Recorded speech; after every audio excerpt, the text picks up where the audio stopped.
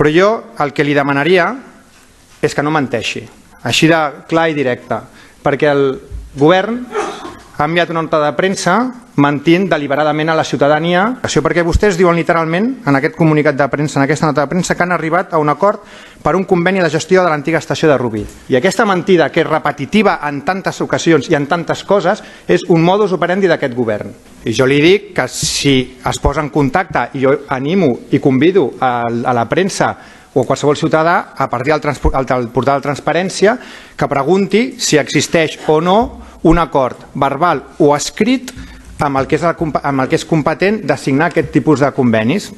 Ja està, tan senzill com això. I crec que la ciutadania es mereix que la tractin amb la veritat sempre per davant. Ja està, ens pot agradar més o menys. I nosaltres el projecte aquest el votarem a favor perquè el vam votar en el seu moment i perquè ens sembla positiu. El que no passem i el que no podem permetre és que es diguin mentides, i menys en un comunicat de premsa. Creiem que la ciutat no s'ho mereix, ja està. I la Generalitat està disposada, perquè en tinc coneixement, de facilitar al màxim aquest conveni. Per tant, és gratuït mentir, no cal mentir, perquè si no ens trobem que després la ciutat ha d'anar utilitzant change.org per aconseguir coses per a la nostra ciutat. I aquesta no és la manera de funcionar. Si vostès van mentint, després tota la ciutat pateix les conseqüències i per mi, i crec que per la ciutadania, això és una mala notícia, una mala praxis que posa en risc tantes i tantes coses importants que necessita aquesta ciutat. Gràcies.